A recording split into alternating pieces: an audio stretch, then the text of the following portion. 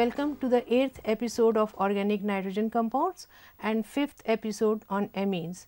In the earlier lecture on amines, we had discussed some of the reactions of amines like alkylation reaction, like reaction of primary, secondary and tertiary amines, both aliphatic and aromatic with nitrous acid. We have also discussed electrophilic substitution reaction undergone by aromatic amines.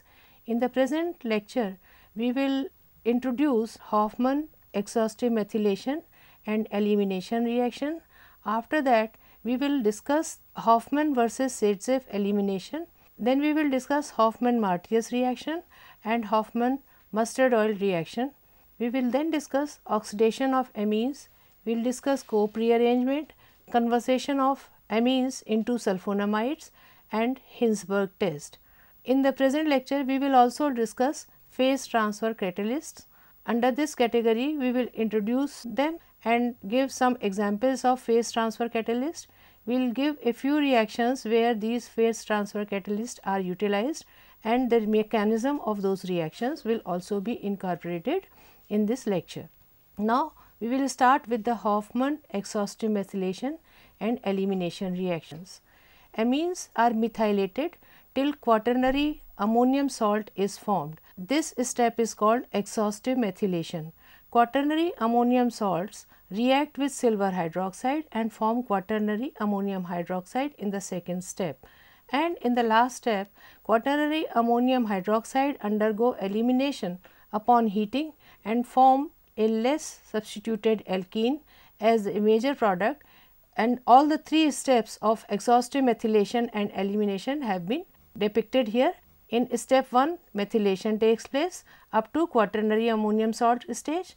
In step 2, the quaternary ammonium iodide or ammonium salt is treated upon with moist silver oxide, and there is formation of quaternary ammonium hydroxide, and in the final step elimination takes place to generate alkene along with a tertiary amine and water.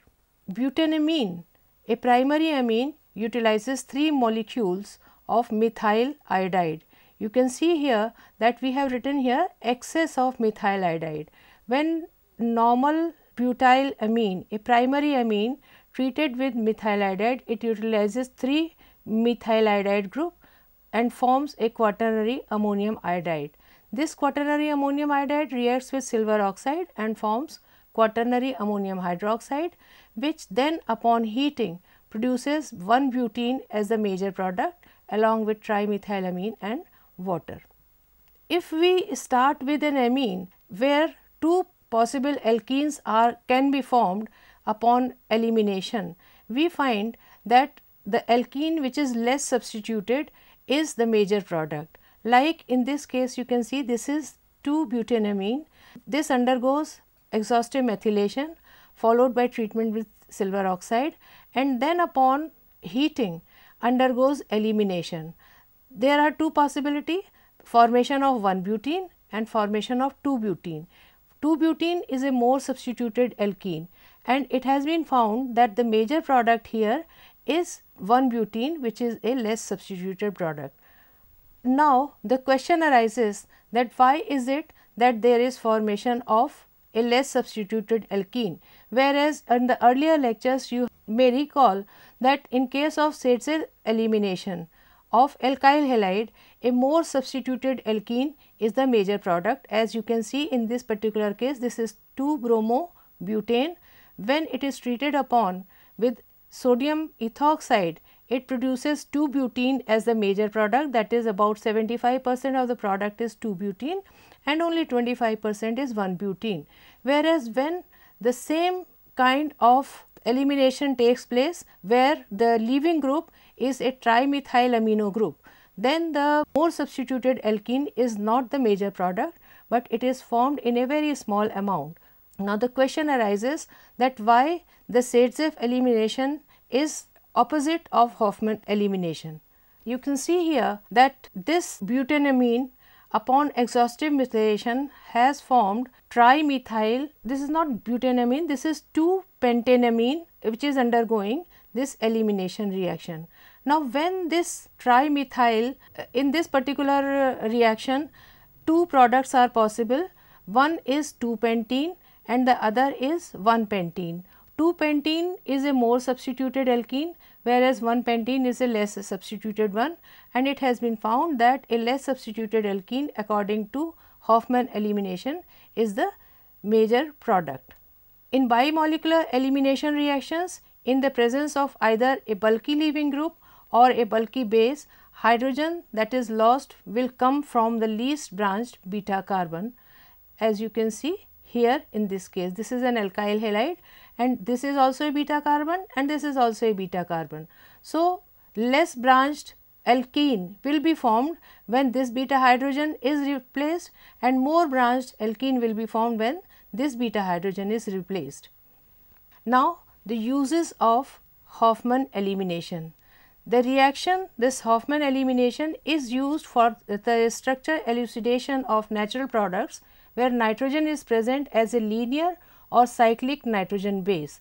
The nitrogen containing compound, the natural product, is first methylated and converted to corresponding quaternary ammonium iodide by exhaustive methylation, and then it is subjected to elimination.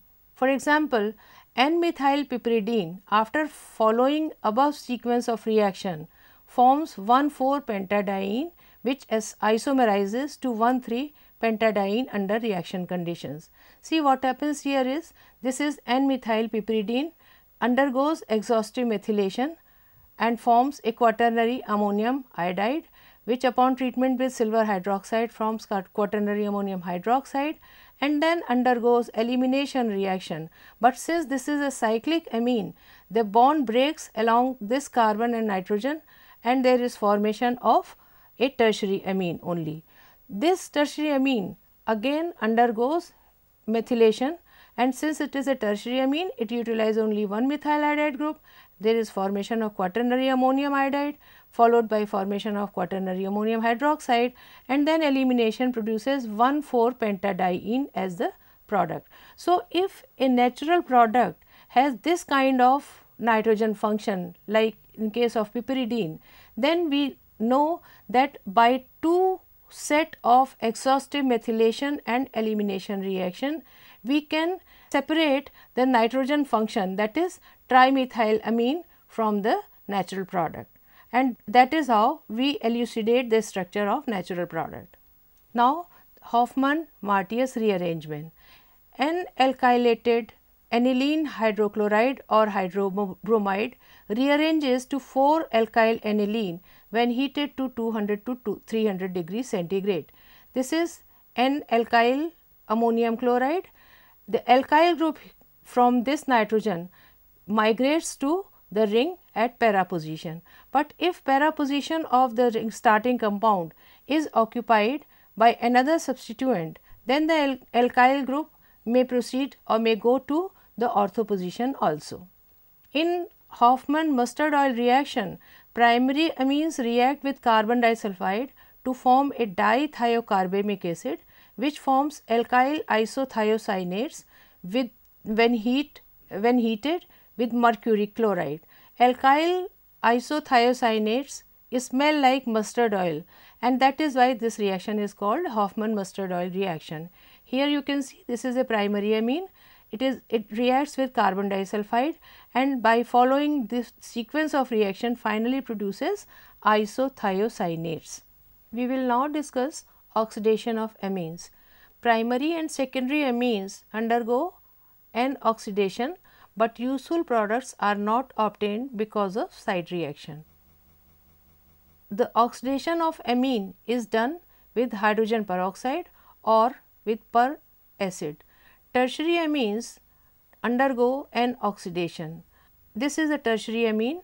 This reacts either with hydrogen peroxide or with peracid and forms N-oxide, a tertiary amine oxide. We will now discuss Cope elimination, in which a tertiary amine oxide undergoes elimination to form an alkene and N-dimethyl hydroxylamine upon heating. Tertiary amine oxide can be prepared from tertiary amine by the reaction of amine with hydrogen peroxide or peracid. Amine oxide elimination is a syn elimination and proceeds via a cyclic transition state.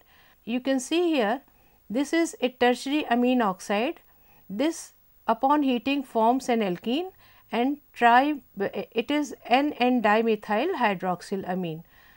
As has been discussed, this elimination reaction and formation of alkene is a syn elimination, that is the removal of this dimethyl hydroxylamino group and the hydrogen from the next carbon. Both of them are replaced from the same side of the molecule, and that is why this elimination is called syn elimination. We will now discuss the conversion of amines into sulfonamides. Primary amines react with aryl sulfonyl chloride and form N-substituted sulfonamide, whereas secondary amines react under similar conditions to form N,N-disubstituted sulfonamides. Tertiary amines do not react with aryl sulfonyl chloride. The reason is very clear, that they do not contain any hydrogen attached to nitrogen. You can see here there is no hydrogen, that is why no reaction takes place between tertiary amine and aryl sulfonyl chloride. This reaction of amine with aryl sulfonyl chloride is used for the separation of three classes of amines. Here this is amine, the lone pair of electron of which attacks the sulfur of aryl sulfonyl chloride, followed by a series of reaction to generate this N-alkyl sulfonamide. Sulfur drugs are sulfonamides and they are antibacterial agents. They are used, actually this reaction is a useful reaction for the synthesis of sulfur drugs. We will now discuss the Hinsberg test, which is used to distinguish between primary, secondary and tertiary amines, and this is based upon sulfonamide formation. In the Hinsberg test, an amine is reacted upon with benzene sulfonyl chloride. If the product is formed, the amine can either be a primary amine or a secondary amine, because tertiary amine do not form stable sulfonamides. We have already discussed primary and secondary amines will form product because they have hydrogen attached to nitrogen. If sulfonamide that forms dissolves in aqueous sodium hydroxide solution, it is a primary amine, and if the sulfonamide formed is insoluble in aqueous sodium hydroxide, it is a secondary amine. The sulfonamide of a primary amine is soluble in aqueous base because it still possesses an acidic hydrogen on the nitrogen, which can be lost to form a sodium salt.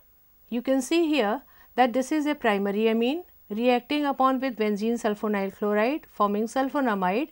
When reacted with sodium hydroxide, there is still one hydrogen left which forms a salt by replacement, and that is why this sulfonamide of primary amine is soluble in water. Whereas, if it is a secondary amine, then it forms sulfonamide, but this is not soluble in water because there is no hydrogen on nitrogen which can form salt. Tertiary amine, you already know that they do not react with benzene sulfonyl chloride at all. So, by this method we can separate or we can identify whether the amine is a primary amine or a secondary amine or a tertiary amine. We will now discuss a new topic of phase transfer catalyst. The phase transfer catalyst in chemistry is a catalyst that facilitates the migration of a reactant from one phase to another phase where the reaction occurs. Phase transfer catalyst is a special form of heterogeneous catalysis. These catalysts are the catalyst used in those organic reactions which involve inorganic reactants. They become essential because organic reactants stay largely in the organic layer, while the inorganic reactants stay mostly in the inorganic or aqueous layer.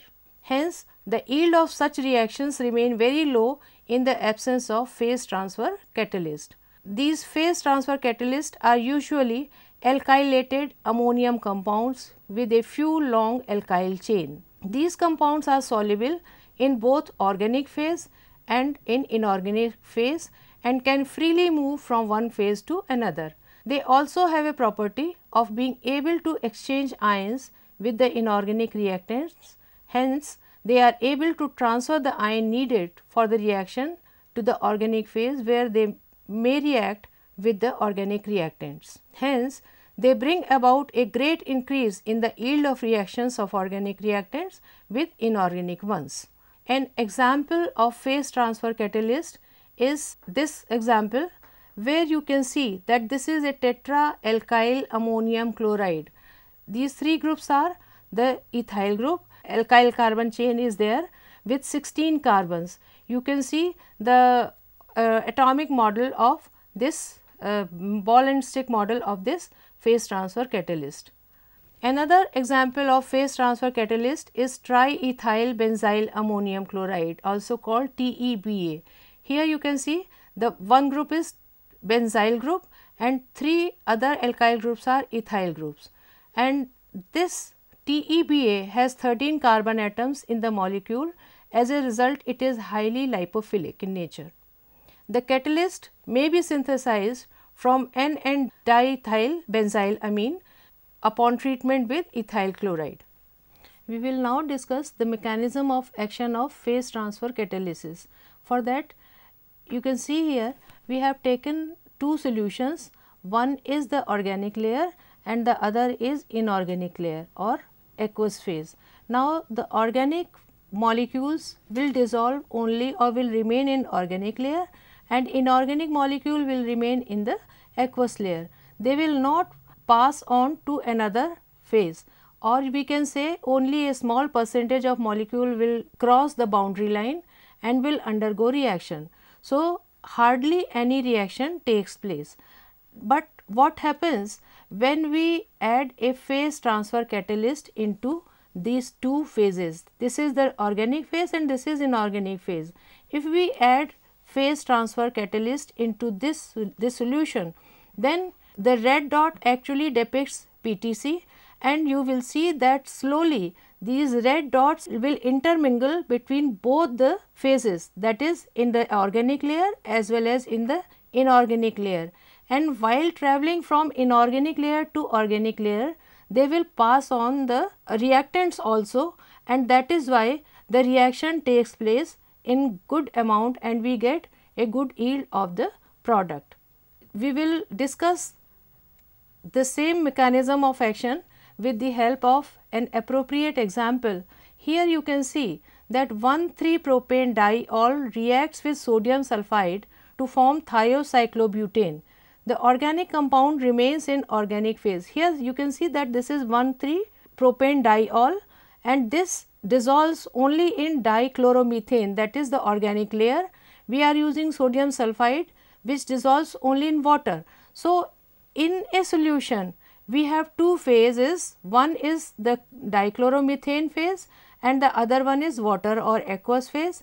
In dichloromethane we have this propane diol and in aqueous phase we have sodium sulphide, and that is why there is no reaction possible between these two reactants unless we add some PTC or phase transfer catalyst. Now, see what happens when we add the phase transfer catalyst into this solution. The phase transfer catalyst exchanges its chloride ion for the sulphide ion, which are transported from inorganic phase to the organic phase where they are needed for the reaction. The sulphide ions transported to the organic layer by phase transfer catalyst and are now able to react with organic reactant and give the product, that is thiocyclobutane. The catalyst is also able to transport out the hydroxyl ion formed into the aqueous layer, so that the reaction keeps on going in forward direction. Thus, we see that phase transfer catalyst is able to carry the sulphide ion into organic phase to a great extent, which otherwise in its absence was not possible. These sulphide ions are able to take part in the reaction. Thus, addition of phase transfer catalyst increase the yield of reaction greatly. We will now discuss another example where nucleophilic substitution reaction of normal octyl chloride with sodium cyanide is taking place. See, normal octyl chloride is not soluble in aqueous phase, whereas sodium cyanide remain in the aqueous phase. So, if we treat the two reactant together, no reaction takes place.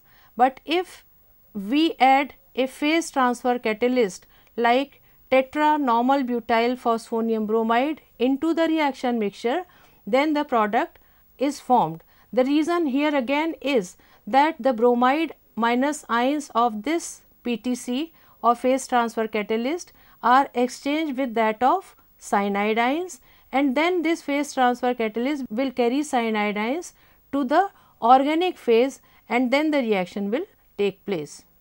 Here you can see this is sodium cyanide and this is tetrabutyl phosphonium chloride, the phase transfer catalyst.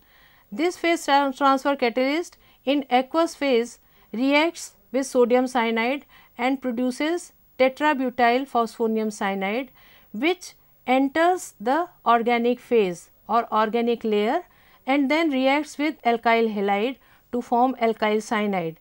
In the process, tetrabutyl phosphonium chloride is formed, which is again transported to the aqueous phase, and in this way the reaction keeps on taking place.